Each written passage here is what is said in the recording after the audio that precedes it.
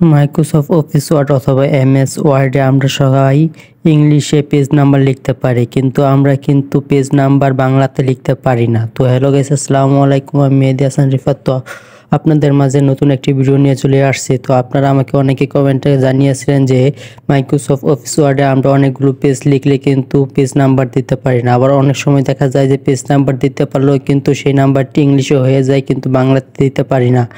এখন কথা হলো আমরা কিভাবে বাংলাতে পেজ নাম্বারগুলো বসাবো।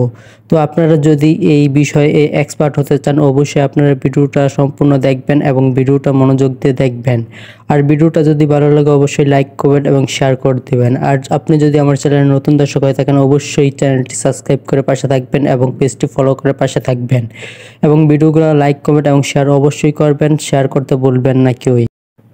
পেজ নাম্বারটি দেওয়া যাওয়ার জন্য আপনারা সকলে ইনসার্টে চলে যাবেন। ইনসার্ট থেকে এখানে দেখেন লেখা আছে পেজ নাম্বার। পেজ নাম্বার থেকে বটম পেজ অফ এটার উপর সকলেই ক্লিক করে দেবেন। ক্লিক করার পর অ্যাকসেন্ট বার 3 এটার উপর সকলেই ক্লিক করে দেবেন।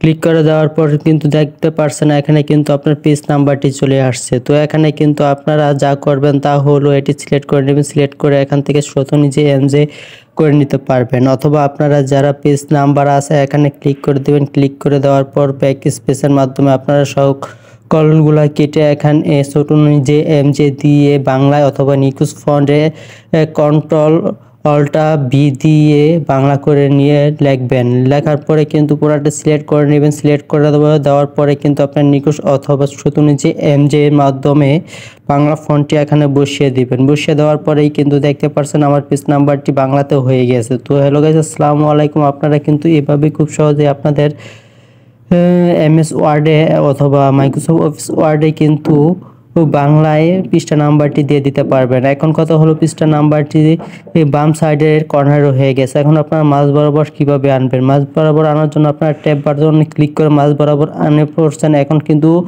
একটু সুন্দর বা একটু নমনীয় লাগছে পেজ নাম্বারগুলো। এখন কথা হলো আপনারা মাঝখান থেকে ডান সাইডের কর্নারের নিচে কিভাবে আনবেন। তো তার জন্য আবারও ডাবল ক্লিক করে দিবেন এই পেজ নাম্বারের উপরে।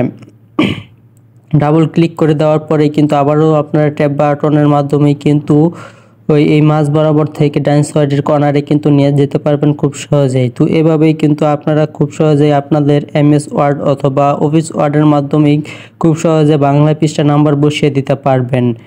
তো এরকম প্রতিনিয়ত বিভিন্ন ভিডিওগুলো আমার চ্যানেল এবং পেজে কিন্তু আপলোড হচ্ছে। অবশ্যই আপনারা ভিডিওগুলো দেখবেন এবং ভিডিওগুলো ভালো লাগলে অবশ্যই চ্যানেলকে এবং পেজকে ফলো করে দিবেন এবং ভিডিওগুলো লাইক কমেন্ট এবং শেয়ার করে দিবেন।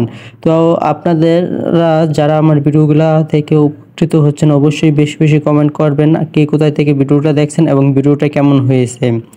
তো এই নিয়ে আরও ভিডিও আমার পেজে অথবা চ্যানেলে আছে, আপনারা সেই ভিডিওগুলো দেখতে অবশ্যই পেজ এবং চ্যানেলকে ফলো করবেন এবং আমার ভিডিওগুলো ফলো করবেন যাতে সবার আগে আপনারা আমার ভিডিওগুলো দেখতে পারেন। তার জন্য সকলেই আমাকে সাপোর্ট করবেন। তো আপনাদের সাপোর্ট এই কারণে কিন্তু আজকে এত দূর আসতে পেরেছে। তো আপনাদেরকে অসংখ্য ধন্যবাদ। তো এতক্ষণ আমার পাশে থাকার জন্য আপনাদেরকে অসংখ্য ধন্যবাদ। তো পেজ নাম্বার বসিয়ে দেওয়ার জন্যই কিন্তু